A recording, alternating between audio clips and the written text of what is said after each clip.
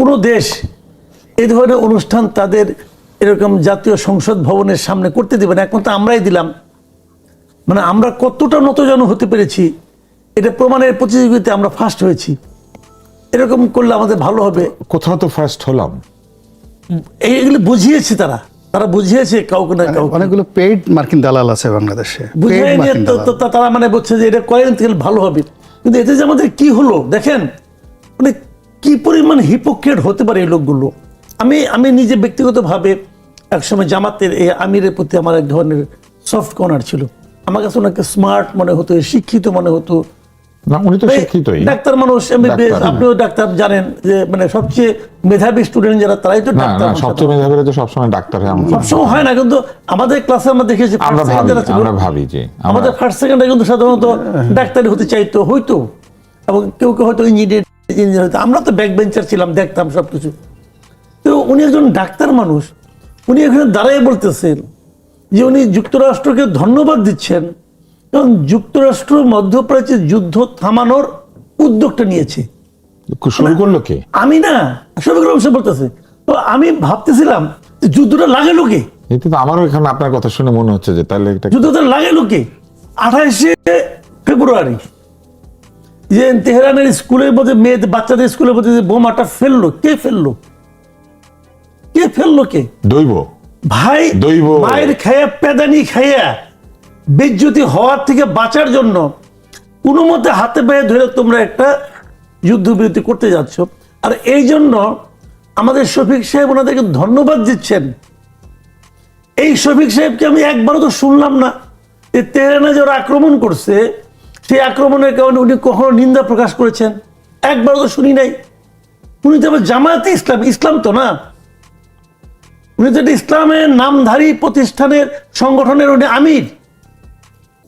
ওনার জন্য কখনো তো দেখি নেই পর্যন্ত এই পুরো মধ্যপ্রাচ্য। মানে তার মানে কি রাজনীতি অথবা আমাকে যদি কিছু দেওয়ার একটা সম্ভাবনা তৈরি হয়, এই আকাঙ্ক্ষায় মানবিকতা, জাতীয়তা বোধ, এমনকি ধর্ম সবকিছু তুচ্ছ হয়ে গেল,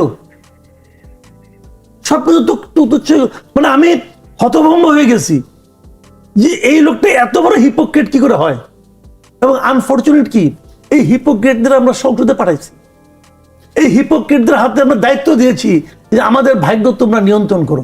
না, দেন তো ওনারা বিরোধী ছায়া, ওরাই তো। আর সরকারি দল তো ভাই, ওরা তো ছায়া।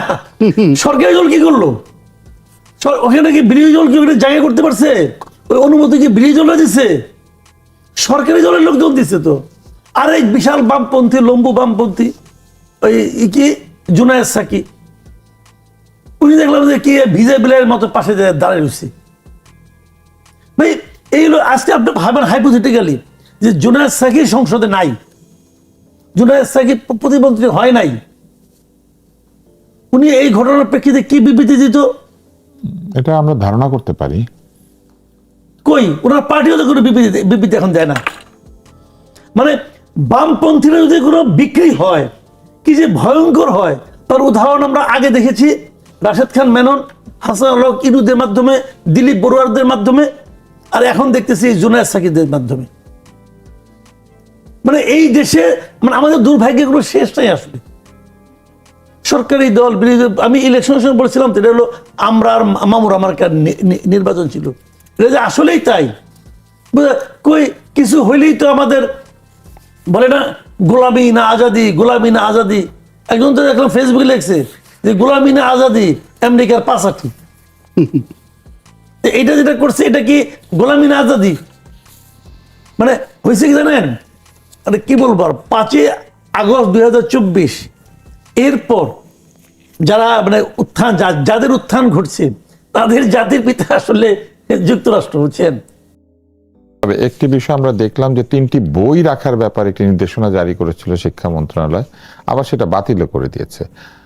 আপনার কি মনে হয় যে মাননীয় প্রধানমন্ত্রী যেভাবে নির্দেশনা দিচ্ছেন, যেমন তিনি তার নিজের ছবি ব্যবহার করতে নিষেধ করেছেন, এই যে 3টি বইয়ের যে কাহিনী এটা যে বাতিল হয়েছে, এটা বোঝাই যায় যে এটা মাননীয় প্রধানমন্ত্রী আসলে বলেছেন বাতিল করতে, নইলে তো বাতিল হওয়ার কথা না।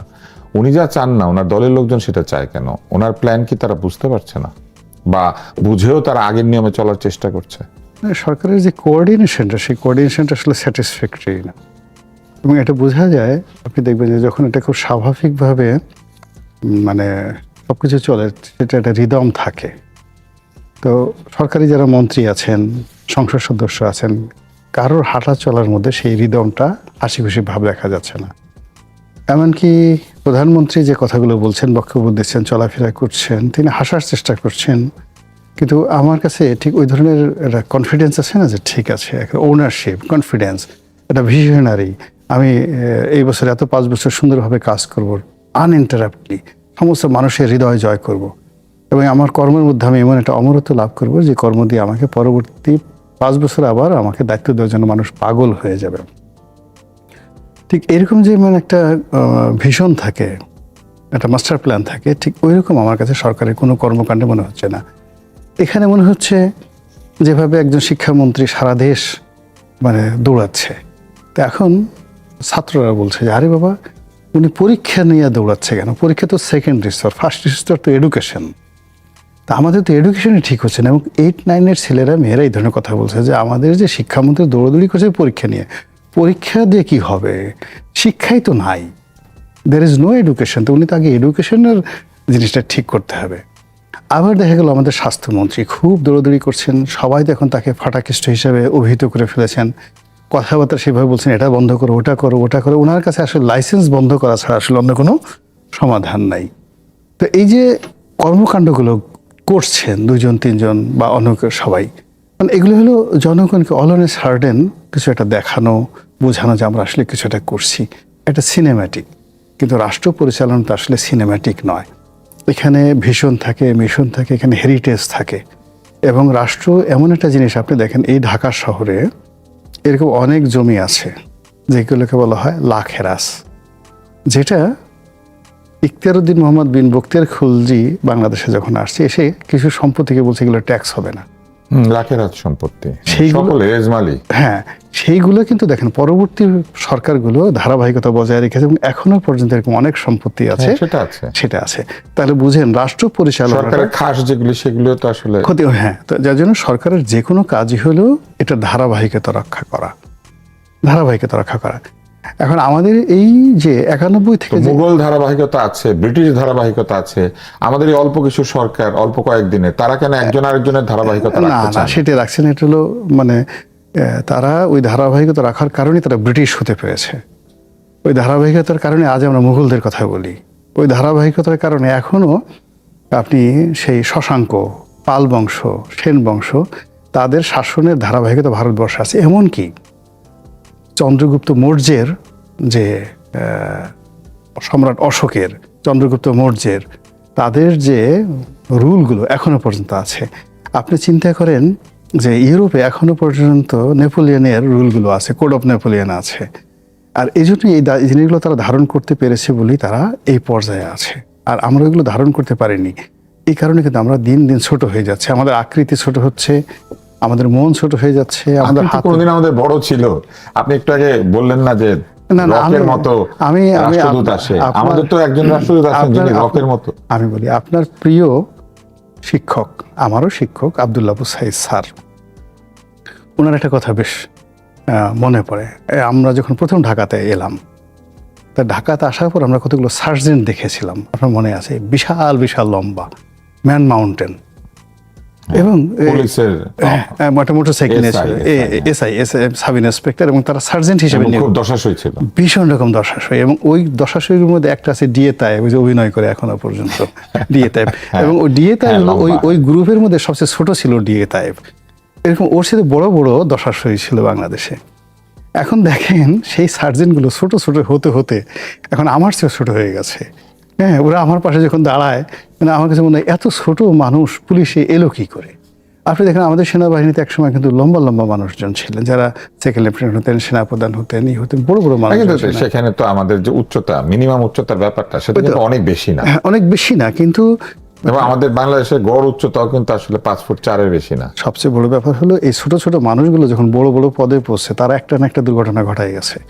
আপনার কি ধারণা এটা একটু বডি শেমিং হয়ে যাচ্ছে? আমরা না, এটা না, নিয়ে না, আপনি পরে দেখেন, কথা বলবো। আমি বলি, আপনি দেখেন এই যে মঈন আহমেদের কথা চিন্তা করেন, মঈন আহমেদ না, কিন্তু মানুষের বুদ্ধি তো তার আকৃতির সাথে সম্পৃক্ত না। কিন্তু এটা কাকতালীয় অনেক সময় ঘটে যায়, কিছু কিছু ঘটনা, কিছু কিছু ঘটনা আপনি ঘটে তো যায়। মনে করেন? আমি এটা মনে করি, ব্যক্তিগতভাবে মনে করি যে আচ্ছা, এরকম ঠিক আছে। যখন মানে ট্রেডিশনের বাইরে যখন গিয়ে অসামঞ্জস্যকর কিছু আছে, দেয়ার ইজ অপশন। আপনার একটা অপশন আছে বাংলাদেশে, ধরেন একটা সুন্দর মাঝারি আকৃতির আমেরিকান রাষ্ট্রদূত দেওয়ার, কিন্তু সেখানে আপনি ব্রেন্ট ক্রিস্টিয়ানসেনের মতো একটা বিরাট ম্যান মাউন্টেন দিয়ে দিলেন। I mean there is a দুর্ঘটনা, এটার পিছনে একটা দুর্ঘটনার কারণ আছে। আমরা একটু বিষয় বদলাই, সেটি হচ্ছে আপনি কিছুদিন আগে ডাক্তারদের নিয়ে কথা বলার কারণে আপনার উপরে চূড়ান্ত আক্রমণ হয়েছিল এবং ডাক্তাররা আপনার উপরে বেশ একটা মনক্ষুণ্ণ ছিলেন। আপনাকে একটা স্বাস্থ্য বিষয়ক প্রশ্ন করতে চাই। আমাদের স্বাস্থ্যমন্ত্রী মিডওয়াইফদের একটি সভায় গিয়ে বলেছেন যে দেশের সকল বেসরকারি ক্লিনিক এবং হাসপাতালে নর্মাল ডেলিভারির জন্য বাধ্যতামূলকভাবে লেবার রুম রাখতে হবে। এখন সব বেসরকারি ক্লিনিক তো আসলে এটা রাখার মতো নয়, বা তাদের কাজও একই রকম না। বেসরকারি প্রচুর কিডনি ক্লিনিক আছে, বেসরকারি অর্থোপেডিক ক্লিনিক আছে, তারা কি লেবার রুম রাখবে? মানে আসলে এই নির্দেশটা কতটুকু মানে কতটুকু বাস্তবসম্মত, এটা হচ্ছে একটা। তারপরে তিনি একটা অভিযোগ করেছেন, সেটা হচ্ছে যে সিজারিয়ান বাচ্চাদেরকে শাল দুধ দেয় না। এটা কতটুকু সত্য? শাল দুধ তো বুঝতে পেরেছেন, কোলোস্ট্রাম, যেটা প্রথম মায়ের শরীরে আসে। এটা তো অসম্ভব এই কারণে যে মায়ের স্তন্যপান করার ক্ষমতা আছে সেই বাচ্চাকে কখনো ডাক্তাররা স্তন্যদুগ্ধ ছাড়া অন্য কোনো কিছু খেতে দেন না। এটা কিন্তু তাদের ট্রেনিং এর পার্ট। এবং তারপরে তিনি বলেছেন যে নর্মাল ডেলিভারিকে উৎসাহিত করার জন্য লেবার রুম দেওয়া হচ্ছে। একটি ঘরের সাথে উৎসাহ দেওয়ার সম্পর্কটা কোথায়? মানে লেবার রুম থাকলে কি লোকজন সেখানে ঢুকে যাবে নর্মাল ডেলিভারির জন্য? দেখেন, কয়েকটা জিনিস আমি বলি এখানে। কারণ সিদ্ধান্ত তো নেয় ডাক্তার এবং রোগী উভয় মিলে। আমাদের এই স্বাস্থ্যমন্ত্রী সাহেবের ব্যাপারটা হলো কি, আমার কেন যেন মনে হয় উনি কিছু দেখাতে চান। উনি একটা সিদ্ধান্ত নিয়ে আসছেন, আমি কিছু দেখাবো, আমি কিছু চমক সৃষ্টি করব। এখন চমক সৃষ্টি করতে গেলে ওই সংশ্লিষ্ট বিষয়ে একটা মিনিমাম ধারণা থাকা ওনার প্রয়োজন।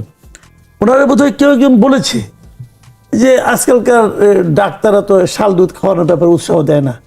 কেউ একজন বলেছে, যে একজন বলেছেন, উনি এটা বিশ্বাস করেছেন। কিন্তু উনি যারা ওনাকে বলে, এটা তো কারোর সাথে উনি যাচাই করে নেবেন। যাচাই করা উচিত। ওনার অত ধৈর্য নাই। উনি তো ভাবছেন যে পরে আমি ভুলে যাবো, আগে ইনস্ট্যান্ট বলে নেই। আর লেবারের মধ্যে ব্যাপারটা উনি বলেছেন যে নর্মাল ডেলিভারি, এটা বেসরকারিকে কেন নির্দেশ দেন? সকল সরকারি হাসপাতালে তো লেবার রুম নাই। বলি জিনিসটা, সব হাসপাতাল, উনি সব বলতে হয়তো যে সমস্ত হাসপাতালে ডেলিভারি হয় হয়তো সেটা বোঝাতে চেয়েছেন। তো সিজারিয়ান ডেলিভারি যে হাসপাতালে হয় সেই হাসপাতালে অবশ্যই নরমাল ডেলিভারি রুম থাকে, আলাদা করে তো এটা তো মনে বললাম তো, এই জিনিসগুলি ওনার মানে আপনার একটা জিনিস হলো কি, বলা হয় না যে কমন সেন্সটা কিন্তু সবচেয়ে আনকমন। শুধু সিজারিয়ান করার জন্য তো কেউ হাসপাতালে যায় না, নরমাল ডেলিভারির জন্যই যায়, না হলে সিজারিয়ান হয়। তো তাহলে এখন বললাম তো, ওনাকে কেউ একজন বলেছে যে ঢাকার বেসরকারি হাসপাতালগুলো সিজারিয়ানের প্রতি বেশি আগ্রহ দেখায়, কারণ এখানে গেলে পরে যিনি করেন ডাক্তার সাহেব একটা বড় অঙ্কের টাকা পান অপারেশন করলে পরে। এই ধরনের কথাবার্তা হয়তো ওনাকে কেউ বলেছেন। তবে এই কথাটা যে একেবারেই যে মানে আপনার ভিত্তিহীন কথা, তাও কিন্তু না। আমি তো মোটামুটি কিছুটা খবর টবর রাখি, এটা ঠিক। আমাদের বেসরকারি হাসপাতালগুলিও তাদেরও একটা আকাঙ্ক্ষা থাকে যে রোগী যাওয়া মাত্র তাকে সিজারিয়ান করা, এটা আকাঙ্ক্ষা থাকে কারণে ওদের টাকা তো অনেক বেশি, তাদের তো ব্যবসা করতে বসছে, এটা তো দাতব্য প্রতিষ্ঠান খুলে বসে নাই কেউ, তারা এই ব্যবসাটা করে। আমাদের সার্জনরাও আগ্রহী হন যে সিজারিয়ান করার জন্য, কারণ এটা সরাসরি তাকালেই তো হয়। আপনি দেখেন ঢাকা কয়েকটা হাসপাতাল দেখেন না, সিম্পল আপনি যান, এখানে এভার কেয়ারে যান, ইউনাইটেডে যান, স্কোয়ারে যান, ল্যাব এডে যান, এগুলোর সঙ্গে আপনি তুলনা করেন তো, গণস্বাস্থ্যের কথা তুলনা করেন, অথবা আজিমপুর ম্যাটার্নিটির কথা আপনি করেন, মানে কম্পেয়ার করেন, অথবা আপনি যে 8 দিন হাসপাতাল ছিল যেটা ওইটা, অথবা কমিউনিটি হাসপাতাল যেটা ছিল আছে এখনো, এগুলো আপনি কম্পেয়ার করে দেখেন, পার্সেন্টেজ দেখলে আপনি বুঝবেন যে আকাশ পাতাল, মানে 80-20, মানে এক জায়গায় 80% সিজারিয়ান, আরেক জায়গায় 80% নর্মাল। তো এটা বোঝা যায় এখানে কিছু ব্যবসায়িক ব্যাপার আছে। তো ওনাকেও তো এগুলো কেউ দেখাইছে। এখন উনি জিনিসটা ওই যে বললাম যে কমন সেন্স হলো খুবই আনকমন একটা ব্যাপার। তো ওনার অবস্থা ওইটার মধ্যে ঢুকে গেছেন। উনি আংশিক শুনে আংশিক বুঝছেন, আংশিক বৈশাখ বিশাল এক গর্জন দিচ্ছেন, কারণ মন্ত্রীরা তো কিছু বলেন না, মন্ত্রীরা গর্জন দিচ্ছেন। এখন এই গর্জন শুনে যারা জিনিসটা বুঝে তারা মৃদু মৃদু হাসতেছেন। তো এটা হয়। তবে আমার যেটা মনে হয়েছে ওনাকে দেখে, যে উনি কিছু চমক দেখানোর একটা রোগে ওনারে পাইছে, এবং যে কারণে উনি যেখানে যেন এখানে হুঙ্কার দিয়ে বসে। আমার কাছে ওনার প্রতি অনুরোধ হলো একটু স্টাডি করা উচিত, একটু স্টাডি করা উচিত।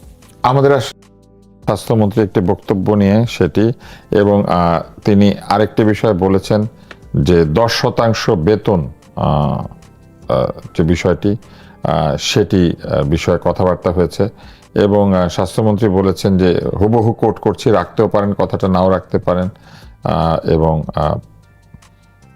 এই কথাটা তিনি বলেছেন। এখানে যেটা লেখা আছে আমি জানি না এটা কতটুকু ঠিক, তবে একটা বিষয় আমরা জেনেছি যে মাননীয় প্রধানমন্ত্রী নাকি তার বেতনের একটা অংশ শহীদ রাষ্ট্রপতি জিয়াউর রহমানের মতো সরকারের কাছে ফেরত দিয়ে দেন, এবং যেটা আমরা জানতে পেরেছি যে অন্যরাও যাতে দেন সেটাও তিনি একটা অনুরোধ করেছেন। আপনার কি মনে হয় যে বেতন ফেরত দিয়ে দেওয়াটা আসলে কতটুকু মানুষকে উৎসাহিত করবে যে নিজের তরফ থেকে এই রাষ্ট্রকে খানিকটা সহায়তা করা, যেখানে বিরোধী দলের সদস্যরা গাড়ি বাড়ি সব চাইছেন? এটা হয় না। এটা আমার কাছে, আমি প্রধানমন্ত্রীর সাথে বিনয়ের সাথে দ্বিমত পোষণ করি। অনেক সময় কি নিজের যে একটা ভালো কাজ, সেই ভালো কাজটা যখন আপনি নিজে প্রচার করবেন এবং অন্যের উপর এটা বার্ডেন হিসেবে দেবেন, তখন সেই ভালো কাজটা নিয়ে মানুষ কটূক্তি করে, ভীষণ রকম কটূক্তি করে। আমাদের দেশে যারা সরকারি কর্মকর্তা কর্মচারী হয়, এদের বেশিরভাগই একটা মনোবৃত্তি যে তারা এমপ্লয়ি হবে, মানে আমরা আঞ্চলিক ভাষায় বলি আনিস, শুধু নেবে কিন্তু কখনো দেবে না।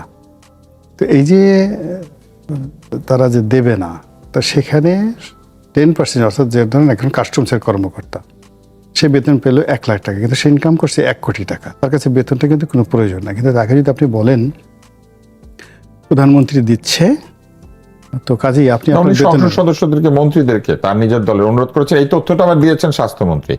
এখন এখানে আমার দুইটা প্রশ্ন আছে। একটা হচ্ছে যে এটা তো মিটিং এর বক্তব্য, এটাকে বাইরে বলে দেওয়া উচিত কিনা, এক। আর দুই হচ্ছে যে এটাকে আদৌ যদি দিয়ে দেওয়া হয় বা সবাই দেন, তাহলে এটা কতটুকু মানুষকে উদ্বুদ্ধ করবে?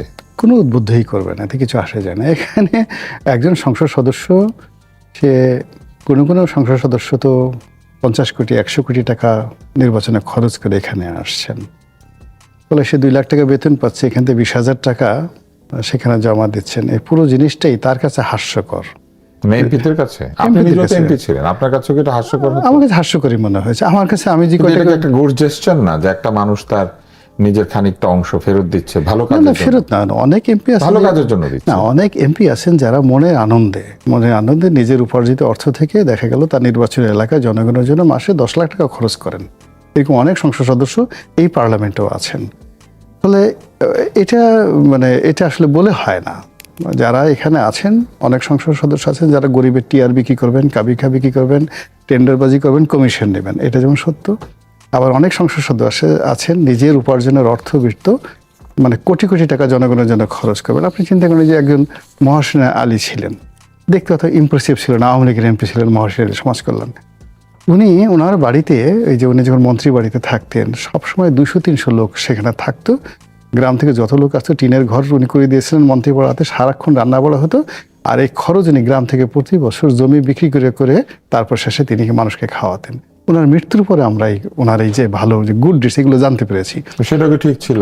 জমি বিক্রি করে উনি এলাকার লোকজন, না, এটা তার ভালো লাগছে। তো এটা একই রকম না? বেতনের টাকাটা দেওয়া তো একই কথা না। একই, যেটা হলো কি, শোনেন, আমি যেটা বলছি যে এখন যে লোক এই কাজ করছে, তার কাছে তো, যে লোক জমি বিক্রি করে দিচ্ছে, তার কাছে তো 10 লাখ 10,000 টাকা 20,000 টাকা সরকারি ফান্ডে দেওয়া কোনো বিষয় না।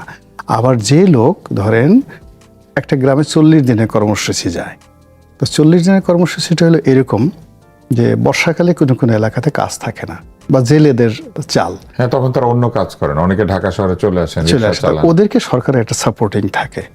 যেমন আমাদের নির্বাচনী এলাকাতে একটা নির্বাচনী এলাকায় 10 কোটি 12 কোটি টাকা এরকম 40 দিনের কর্মসূচি বাবদ যায়।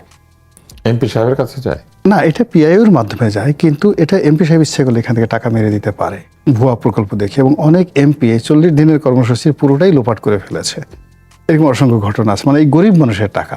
তো এই ডিফারেন্সটা আসলে আপনার তো দৃষ্টিভঙ্গি। সেটা তো আগের সরকারে, এখন তো আমরা এটা হবে না বলে আশা করি। না, এটা চলমান, ভালো মানুষ সবসময় ছিল।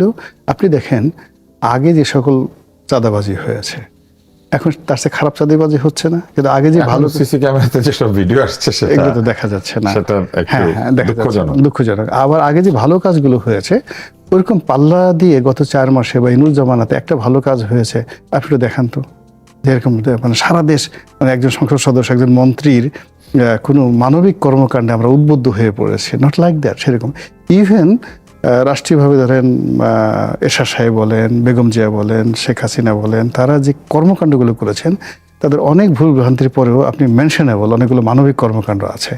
সেই স্কুল ফিডিং থেকে শুরু করে গরিবের বাসস্থান স্থাপন করা থেকে শুরু করে ম্যানি। কিন্তু গত 2 বছর আপনি দেখেন তো এই রাষ্ট্র, এখানে কিন্তু প্রধানমন্ত্রী একটা 2 বছরে তো প্রধান উপদেষ্টা ছিল, এখনকার প্রধানমন্ত্রী অল্প কিছুদিন হয়েছে এসেছেন। মর্নিং শোজ দ্য ডে, মানে 4 মাস হলে 4 মাসে তো দৃশ্যমান অনেক কিছু হতে পারতো, অনেক কিছু হতে পারে, কিন্তু ওই জিনিসগুলো মানে আপনি এখনো দেখতে পান নাই বলে মনে করেন? না, আমি এখনো শুনতে পাইনি, দেখতে পাইনি, হয়তো আমি অন্ধ বা আমার কান যেন মাসুদ কামাল, আপনার কি মনে হয় এটা তো একটা ভালো জেস্টার, যেটা অবশ্য আমাদের স্বাস্থ্যমন্ত্রী বলে দিয়েছেন বলে আমরা জানতে পেরেছি।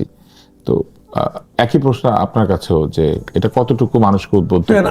আমি মাঝে মাঝে বলি, আমার না এই আমাদের যে প্রধানমন্ত্রী যিনি আছেন ওনার জন্য মাঝে মাঝে আমার একটু মায়া হয়। এই কারণেই উনি যাদেরকে ওনার মতো লোক মনে করেন তারা আসলে অন্যরকম লোক, এটা উনি বুঝতেও পারেন না, বারবার খালি চেষ্টা করে যাচ্ছেন। হয়তো পারেন, কিন্তু এত মানুষের মধ্যে থেকে উনি বেছে নেবেন কিভাবে? না, আমরা আমি তো এই বলি লোকগুলিকে আপনাকে- আমরা বেছে দিয়েছি, কারণ আমরা ভোট আমরা বেছে দিয়েছি। দেয়নি, উনি বেছে নিয়েছেন। আমরা ভোট দিই নাই তাদেরকে। না, আমরা ভোট দিয়েছি, কিন্তু আমরা তো ভোট দিয়েছি 300 জনকে, উনি তো বেছে নিয়েছেন 50 জন 60 জনকে। তো আমি যেটা বলছিলাম, যেমন ধরেন উনি উনি একটা উদাহরণ তৈরি করতে চেয়েছেন। বেশি টাকা না, কিন্তু বেতনের 10% দিলে কত হয়? একজন 1 লাখ টাকা, 10,000 টাকা। এমপি বেতন হলো 55,000 টাকা মাত্র, 5,500 টাকা। 5,500 টাকা। এটা কোনো টাকাই তো না। এটা দিলে কি হয় জানেন? এটা দিলে কিন্তু অর্থনীতি চেঞ্জ হয়ে যাবে না, বাট মানুষের মধ্যে একটা মেসেজ যাবে যে কিছু করো, কিছু যে দাও। এই লোকগুলো নিতে আসে নাই, দিতে আসছে। সে কিন্তু এই জায়গাটা, এবং প্রাইম মিনিস্টার যখন বলছিলেন যে আমি সরকারি গাড়ি নেব না, আমি সরকারি তেল নেব না, একটা মন্ত্রী সরকারি তেল কতটুকু পায়? দিনে পায় 18 লিটার মাত্র, সারাদিনে 18 লিটার তেল পায়। 18 লিটার তেলের দাম কত? 2,000 টাকা। খেয়াল করেন, দাম 2,000 টাকা মাত্র, দিনে সে 2,000 টাকা স্যাক্রিফাইস করতে পারতেছে না কেন? উনি গাড়ি নেবেন মাসে না। তো 60,000 টাকা, হ্যাঁ, তার বেতনের চেয়ে বেশি। না, ওটা হোক, বেতনের চেয়ে বেশি হোক, সে তো ওই বেতনের জন্য ইলেকশন করে না রে ভাই। এটা তো একটা ব্যাড ইনভেস্টমেন্ট। আপনি 5 কোটি টাকা খরচ করে 55,000 টাকা বেতন পান, এটা তো একটা ব্যাড ইনভেস্টমেন্ট। কাজে এটা তো ইনভেস্টমেন্ট হিসেবে না। আমার বক্তব্য হলো এগুলো মানসিকতার ব্যাপার, যে উনি যখন গাড়ি না নেন, উনি যখন বলেন, উনি কি মনে করে বলছিলেন বলেন তো? উনি এইভাবে মনে করেছিলেন যে আমি যখন বলবো যে আমি সরকারি গাড়ি নেব না, তখন আমার কলিগরাও বলবে আমরাও নেব না। কলিগরা তো এসে গাড়ি চাইলো। কিন্তু কলিগরা চালাক হয়ে গেছে। চালাক হয়েছে কেমন করে? তারা ভাবছে যে এই লোকের প্ররোচনায় ভোলা যাবে না। এই লোক ইলেকশনের প্রথম দিনে, আমাদের নির্বাচিত হওয়ার পরে প্রথম দিনে আমাদের সবার সামনে বসে বলছে যে আমরা কেউ প্লট নিব না, গাড়ি নিব না, সবাই তো রাজি হয়ে গেছি। হয়ে যাওয়ার পরে দেখছি আমরা তো ঠকছি, এই আকামে আমি আর ঢুকুম না। আর প্রাইম মিনিস্টার বলছে যে এই প্রাইম মিনিস্টার এই চক্করে আমরা পড়ুম না। এবং একজন লোক, মাত্র একজন মাত্র মন্ত্রী, একজন, যে কৃষি মন্ত্রী, একমাত্র উনি বলেছেন যে উনি গাড়ি তেল কিচ্ছু নেবেন না। তাহলে অন্য মন্ত্রী গরিব না? আমি নিজে চেক করে দেখছি। আমি হলফনামা যারা বলে, হলফনামা তো সবাই একটু কম বেশি বলে, ধরে নিলাম সবাই কম বেশি বলে, ওই হলফনামা অনুযায়ী ওনার তাবৎ মন্ত্রীদের মধ্যে সবচেয়ে গরিব হলেন প্রধানমন্ত্রী নিজে।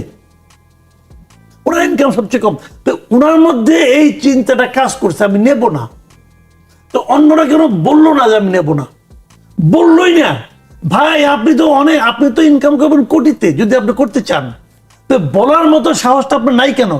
তার মানে এই লোকগুলি মনোজগতে দরিদ্র, এদের আত্মা ছোট, সহজ বাংলা। এখন এই ছোট আত্মার লোকদেরকে বলেন না, পরে দেখা যাবে তারা আবার আপনাকে মাইন্ড করতে পারে। বলুকে ভাই, বলুক, এটা কোনো আসা যায় না, তাদের আত্মা ছোট। সে তার নমিনেশন চায় না।